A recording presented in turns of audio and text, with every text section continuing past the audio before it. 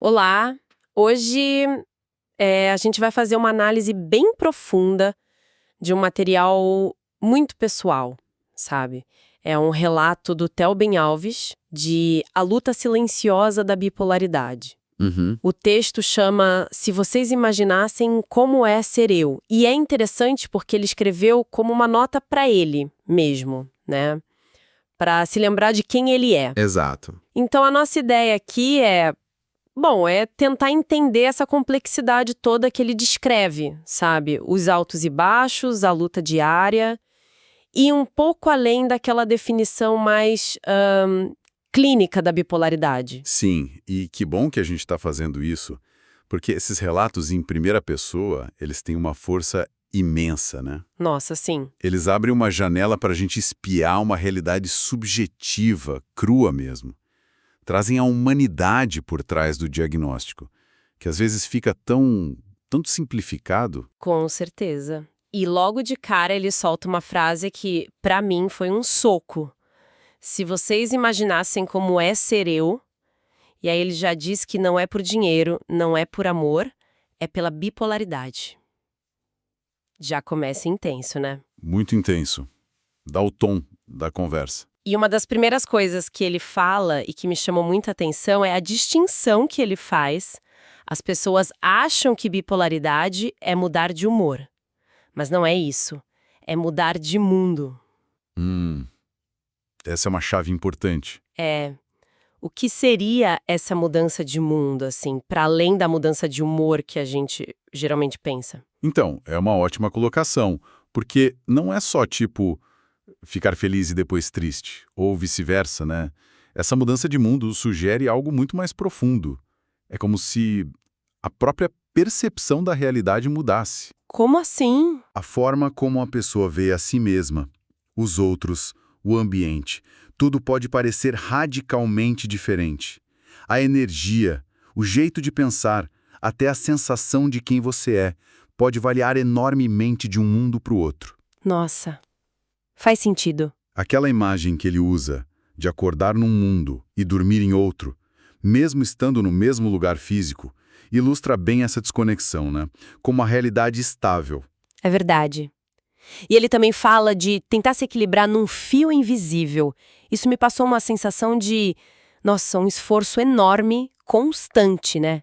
Não só emocional, mas talvez para pensar direito, para se manter ali. Exatamente. O fio invisível não é só sobre emoção. É sobre manter a concentração, o raciocínio, a própria linha da vida, sabe? Quando tudo parece mudar sem controle. Um esforço cognitivo também, então. Sim. E isso se conecta com a dualidade que ele menciona, né? Ser eu é ser dois. Um lado que puxa para a vida, vai viver, e outro que sussurra, não vale a pena. É uma briga interna muito forte. Essa imagem dos dois eus é muito forte mesmo. E ele descreve esses dois lados, esses extremos, de um jeito muito palpável.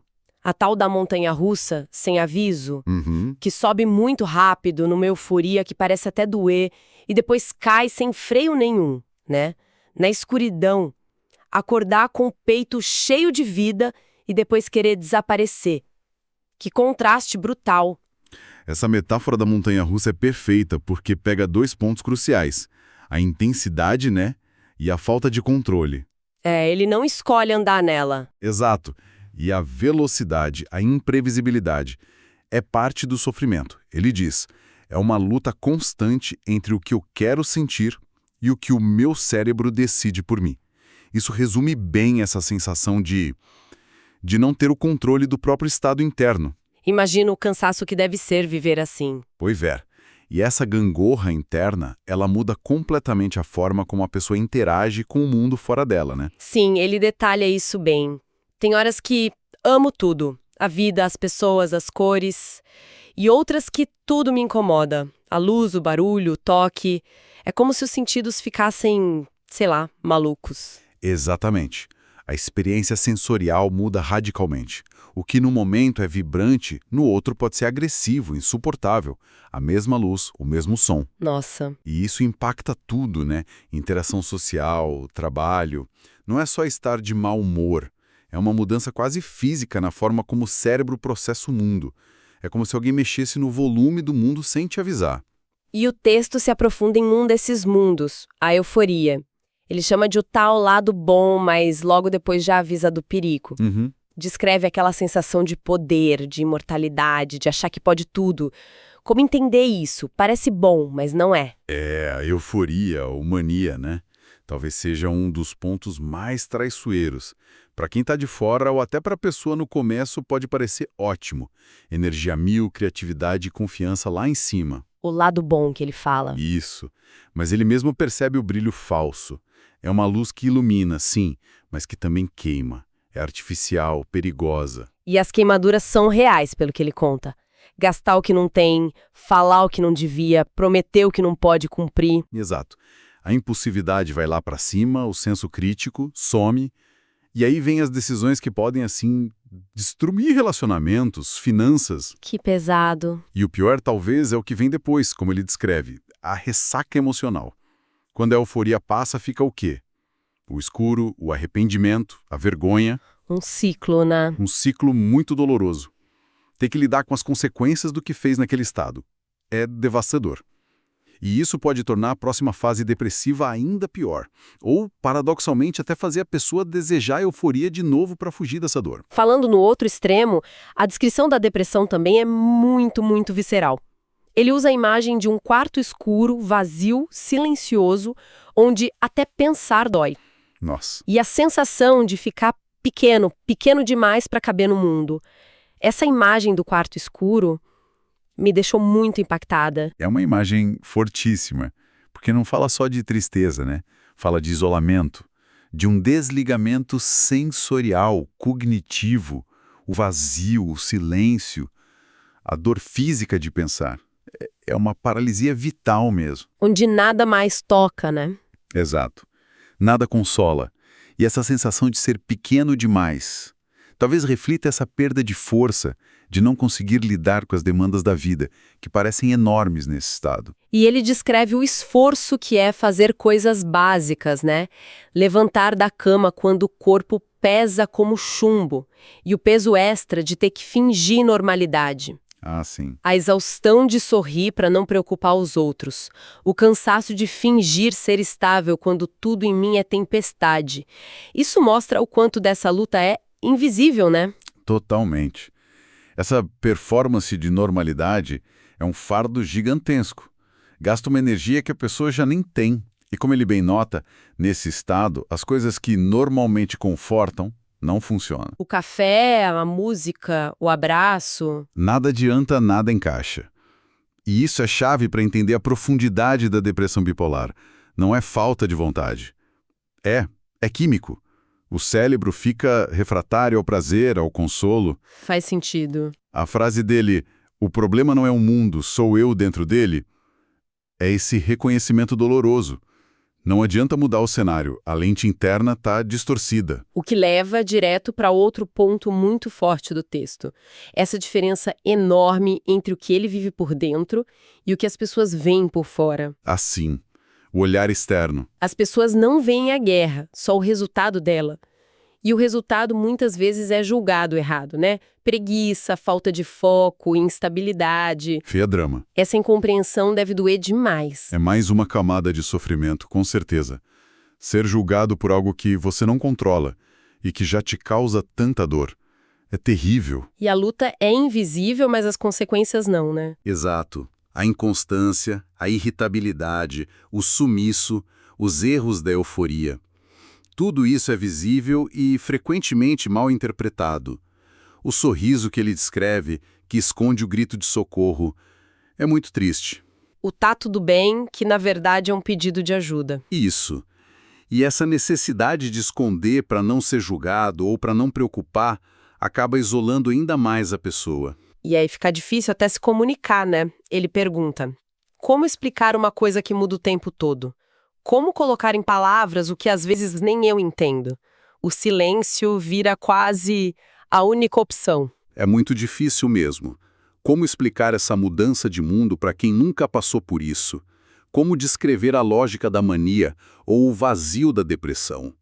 O silêncio pode ser cansaço de tentar ou falta de palavras mesmo. Por isso aquele apelo final dele é tão importante, né? Fundamental. Ele pede para entender com o coração, não com o diagnóstico.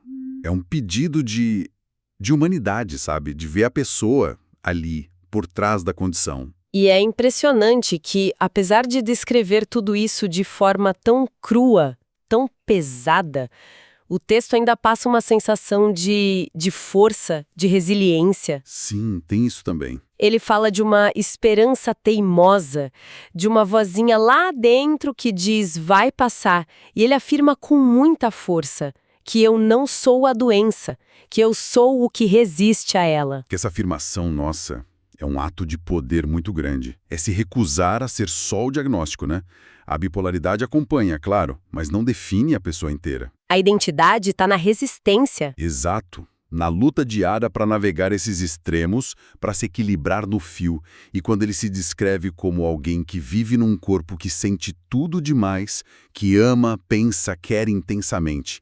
Ele está abraçando a própria natureza, mesmo com os desafios. Não é negar a dificuldade, mas reivindicar a humanidade que pulsa ali. E a definição final que ele dá, eu não sou o caos, eu sou quem tenta fazer sentido dentro dele. Isso muda tudo, não é ser a tempestade, é ser quem tenta navegar nela. Perfeito.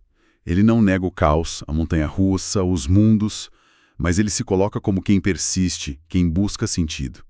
A luta silenciosa travada com coragem invisível. Coragem invisível, gostei disso. Reconhece o cair e levantar, mas o foco está no querer recomeçar. Que talvez seja o que ainda o mantém vivo, como ele sugere. A coragem está aí, em continuar apesar de tudo. Bom, acho que essa nossa análise percorreu um caminho bem intenso, né? Guiados por esse relato tão forte. Com certeza.